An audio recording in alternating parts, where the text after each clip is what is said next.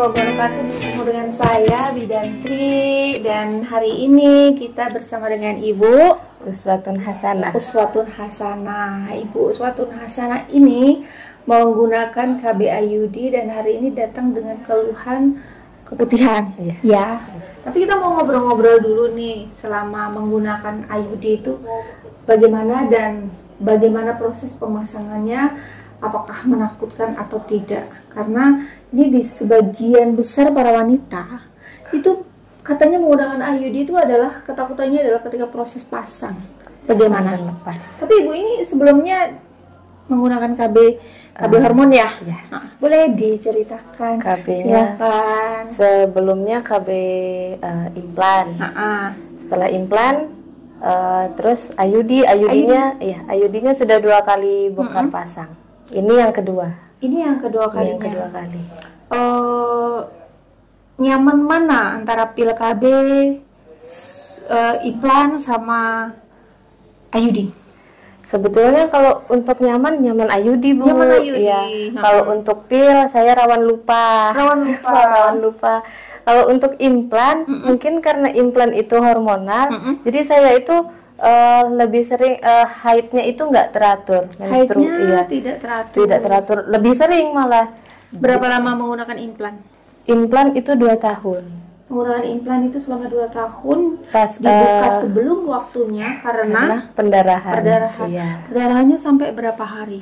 Pendarahannya sampai ada sekitar 3 bulan, Bu. 3 bulan baru. Iya, nanti baru terus, saya lepas. itu selama perdarahan itu pernah dilakukan proses, kan kalau perdarahan biasanya diterapi dulu tuh. Iya. Sempat, Bu, sudah. Iya. Berapa kali? Waktu itu 3 kali terapi. Iya, 3 kali terapi. Diberikan asam efenamate sama vitamin K ya. Iya, vitamin K terus dikasih. Ada perubahan? Pertama, selama konsumsi obat pendarahannya reda. Tapi gitu. obatnya habis, pendarahan lagi. Iya, sampai selama 3 bulan. Sampai selama 3 bulan akhirnya memutuskan untuk dilepas. Ya. Dijeda. Setelah implan itu dijeda untuk melakukan suntik KB yang 3 bulan. Hasilnya sama, perdarahan juga. Jadi gitu. setelah selesai suntik KB yang 3 bulan, jeda itu pakai KB kondom 1 bulan. Jadi setelah siklus haidnya normal, saya pasang IUD. Waktu pakai pil, haidnya normal tidak? Normal. Haidnya normal. Tapi saya lupa. Rawan lupa Jadi anak bayi 1. Dari pil itu pernah terjadi kegagalan kegagalan dan jadilah bayi 1. Lanjut ya, karena tadi aku dipanggil di sebelah. Oke, teman-teman, lanjut tadi sampai di mana ya? Tadi menggunakan pil KB dan terjadi kehamilan ya. Terjadi kehamilan. Itu waktu menggunakan pil KB itu yang kombinasi itu ya? Iya. Yang hormonnya 2 ya. Dan ada 2, Bu. Itu sudah diminum teratur? Sudah, Bu. Tapi masih juga terjadi kehamilan. Mungkin waktu itu ada yang lupa, terus saya kan bilang Ibu kalau pil KB kalau lupa, setelah lupa harus diminum selama 7 obat atau berapa ya? Lupa itu, pokoknya ada gitu. Kalau lupa 1 atau 2 atau 3 diminum saat ingat, lanjut minum sesuai jadwal gitu. Tapi kalau lupanya 3 atau lebih itu minum 4 tablet sekaligus karena untuk menunda mencegah kehamilan dan menggunakan alat kontrasepsi tambahan seperti kondom atau tidak berhubungan selama 7 hari. Iya. Tapi sepertinya saya waktu itu lupa, nggak tahu gimana ya. Oh gitu. Sudah lupa dia. Sudah lupa. Dia. Sudah lama, Bu. Sudah lama, terus terjadi kehamilan itu. Oke, teman-teman, kita sekarang masuk nih, udah cerita tentang pakai pil berat badannya naik? Enggak. Pakai implan berat badannya naik? Stabil. Ya. Dan sekarang pakai IUD juga? Iya, masih tetap. Menyenangkan badannya. Kalau aku ini berat badanku naik, jadi boros di baju. Terus kita lanjut ke pemasangan IUD. Bagaimana rasanya proses pemasangan IUD? Pemasangan biasa aja sih, Bu. Kalau dibilang sakit, namanya ada benda asing ya, pasti ya ada rasa nyeri. Tapi nggak yang nyeri hebat gitu, nggak. Aman aja masih. Lebih terasa gitu ya pada saat proses pasang. Kalau yang sakit banget sampai maaf teriak gitu enggak ya. Itu proses pasangnya pada saat haid ya? Yang pemasangan pertama? Iya, pemasangan pertama pada saat haid. Terakhir sudah mau selesai semua haid. Terus pemasangan yang keduanya juga sama sama, pada saat proses haid. Hampir rata-rata pemasangan IUD itu dilakukan pada saat proses haid. Pada saat masa-masa sudah mau bersih-bersihnya. Sebenarnya dilakukan pemasangan pada proses haid itu sih karena porsionya atau mulut rahimnya itu lebih lunak. Jadi mengurangi rasa nyeri gitu, dan dipastikan bahwa dalam kondisi tidak hamil tanpa harus PP tes. Oh, itu udah pasti tidak hamil ya. Terus proses pasangnya tidak sakit. Habis proses pasang itu terjadi haid enggak? Maksudnya ini udah mau bersih haid nih, keluar lagi. Habis pasang keluar lagi haidnya selama berapa lama? Saya waktu pemasangan pertama itu sekitar seminggu. Kalau yang kedua ini sekitar 5 harian aja sih. Sudah bersih. Gitu. Sudah bersih. Jadi kayak sudah berhenti haid, mau berhenti sekalinya haid lagi deras seperti lebih biasa, deras lagi. kurang lebih 1 minggu. 1 Dibawain minggu. obat ya waktu itu? Dibawain obat nyeri sama vitamin. Obat nyeri sama vitamin ya. Dikasih vitamin. Terus di 6 bulan pertama, pada saat 6 bulan pertama setelah pemasangan IUD itu apakah ada keluhan nyeri pinggang atau bagaimana? Haid sudah lancar ya? Haid sudah pasti lancar ya di 6 bulan pertama ya? Waktu pemasangan yang pertama dulu nggak ada keluhan, Bu. Nggak nyeri pinggang gitu, cuman menstruasinya lebih deras kayak gitu. Contohnya nih lebih deras itu misalnya haidnya biasanya berapa hari? Biasanya 5 hari. Kalau selama IUD bisa sampai 7 hari. Bisa sampai 7 hari. Cuman terus banyaknya perdarahan tuh lebih banyak selama IUD. Teman-teman, ini haidnya lebih deras, bukan perdarahan ya. Jadi kalau perdarahan itu kan persepsinya patologis ya, atau kelainan lah. Ada hal yang lain yang gitu. Jadi kalau menggunakan IUD memang haidnya akan lebih deras, ya, bukan perdarahan. Contohnya ibu ini yang tadinya biasa 5 hari jadi 7 hari ya. Tapi masih dalam batas normal sih. Jadi memang 6 bulan pertama tidak ada keluhan sama sekali. Terus apakah di pemasangan kedua itu ada keluhan nyeri pinggang? Sekarang mungkin faktor usia juga kali, Bu. Jadi faktor usia. Jadi itu ada nyeri pinggang. Sama kayak sekarang kan mungkin karena keputihan jadi nyeri pinggang. Oh gitu. Iya. Nyeri pinggangnya itu nyeri banget atau kayak kalau sebagian orang tuh, kita masih ingat waktu muda itu kalau mau haid itu kayak kram-kram di bagian gitu, jadi nyeri masih dalam batas normal ya.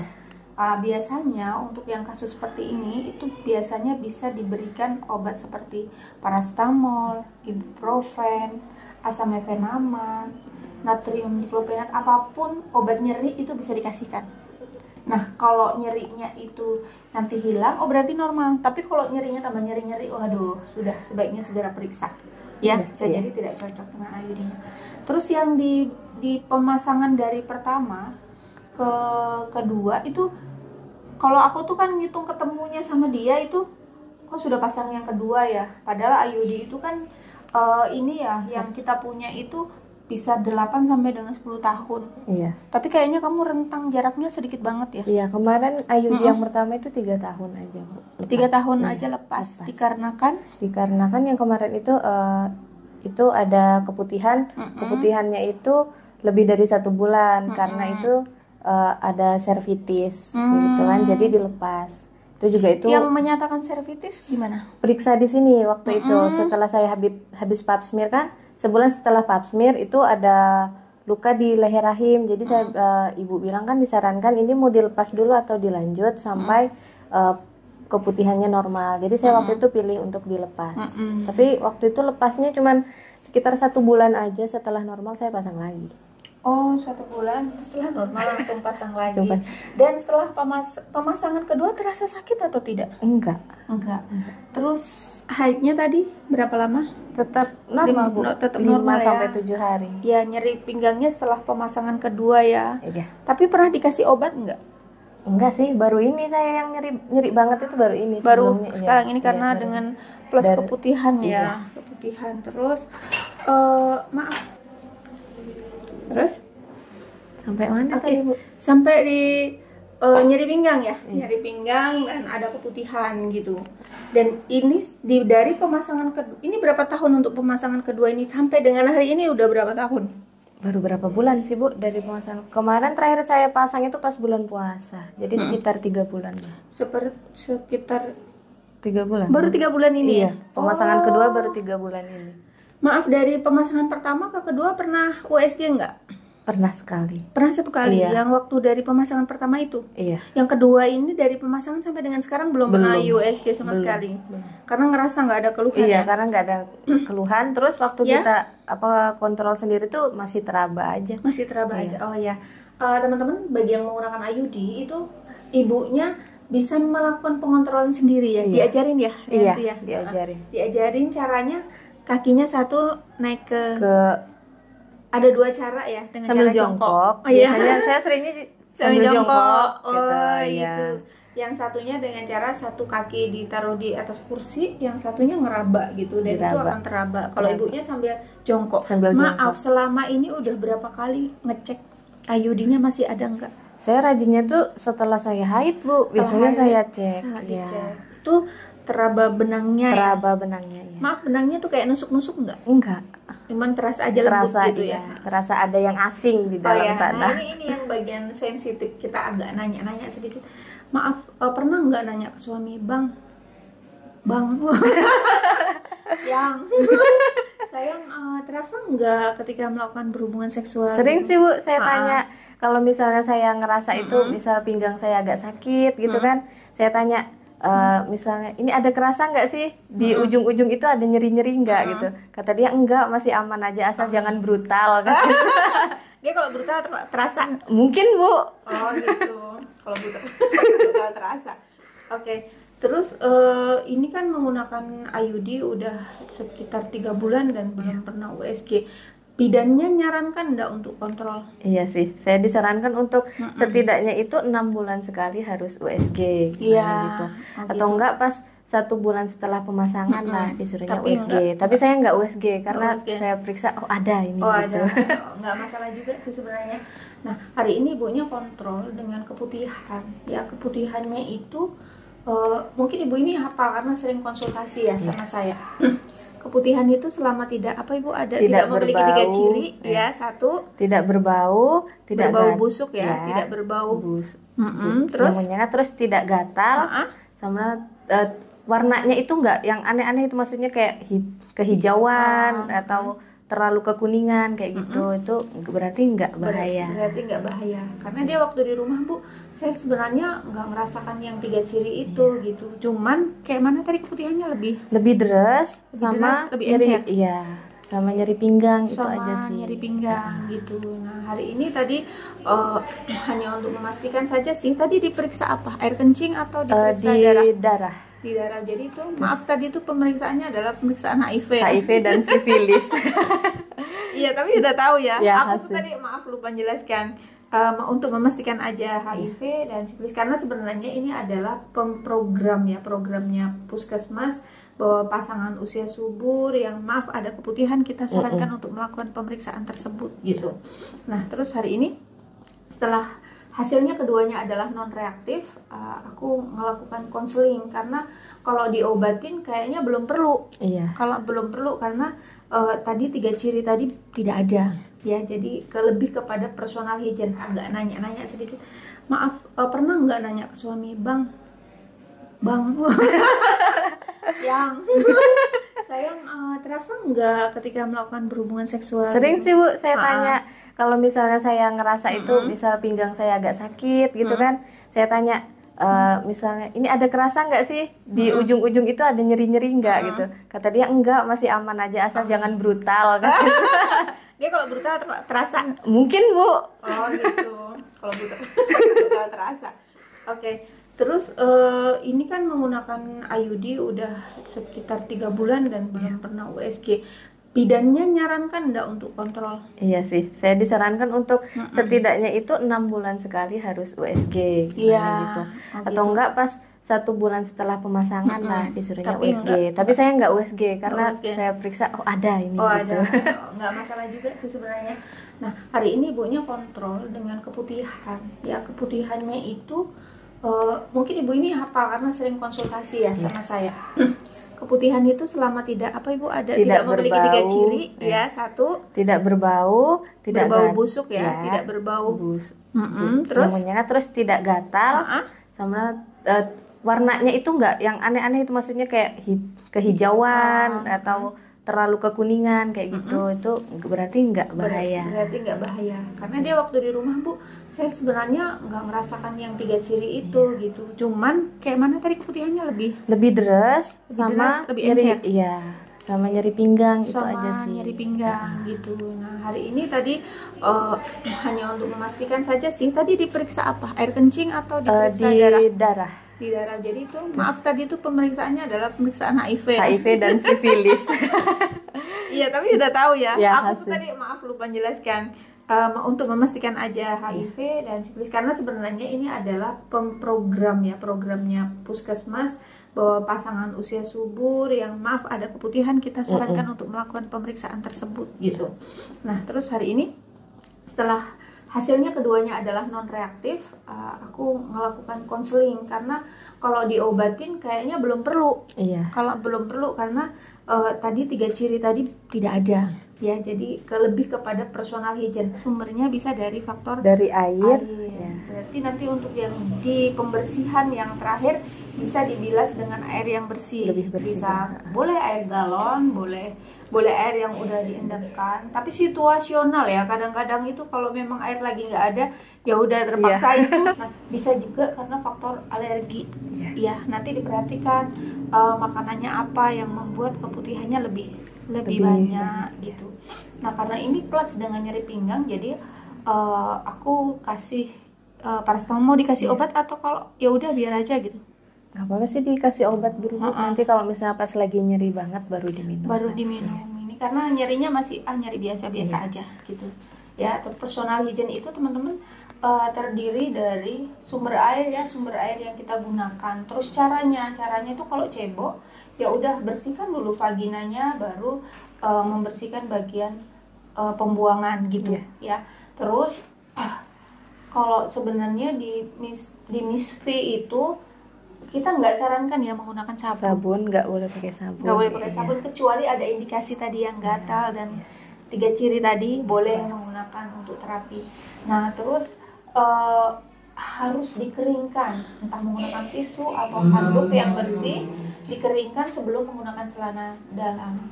Hindari kelembapan. Semoga ini bisa bermanfaat untuk sharing kepada ibu-ibu yang saat ini menggunakan IUD. Yang belum menggunakan IUD, kita sarankan coba saja dulu untuk menggunakan IUD. Karena kalau memang ada keluhan bisa dilepas di jalan. Nggak harus selesai. Dilepasnya di jalan sih. Enggak, maksudnya itu di pertengahan gitu loh, Bu. Nggak harus sampai selesai habis tahunnya. Iya, benar. Kalau memang tidak cocok dan memang nyaman ya. Iya, nyaman pakai IUD. Tidak harus kontrol terus.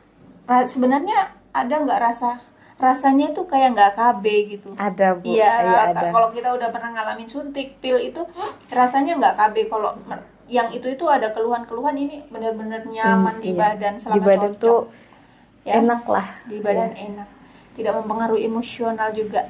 Ya? Tapi kalau saya kalau mau haid memang biasanya seperti itu, emosional. Meskipun nggak KB seperti itulah. Itu. Iya. Iya sih, saya juga. Emosionalnya apa? Dalam bentuk nangis, ngomel-ngomel. Ngomel-ngomel itu sebetulnya kalau mama. Tapi 1 hari aja? Enggak, Bu. Saya tiap hari. Oh. Maksudnya sindrom pra-haidnya itu berapa lama? Biasanya itu 1 hari mau haid itu aja. 1 hari mau haid. Oh, tapi lebih kalau ngomel pekerjaan. Iya. Nah, itu ngomelnya akan lebih banyak lagi. Lebih banyak kalau pra-haid. Oh, gitu. Pra-menstruasi. Kalau aku juga sih sebenarnya ada masa satu emosional itu sebelum haid. 1 sampai dengan 2 hari. Tapi aku ngerasakannya memang lebih marah. Tapi aku cenderung kayak lebih mudah tersinggung dan nangis. Lebih suka, iya. Aku kadang-kadang itu kalau habis nangis baru sadar, oh iya aku mau haid gitu. Nah ya sama aja itu namanya sindrom pra-haid, dan itu wajar terjadi pada hampir semua wanita. Oke teman-teman, sharing hari ini soal Ayudi bersama dengan Ibu Uswatun yang cantik. Umurnya berapa? 31 tahun. Semoga bermanfaat. Kasih salam terbaik Ibu. Assalamualaikum. Assalamualaikum.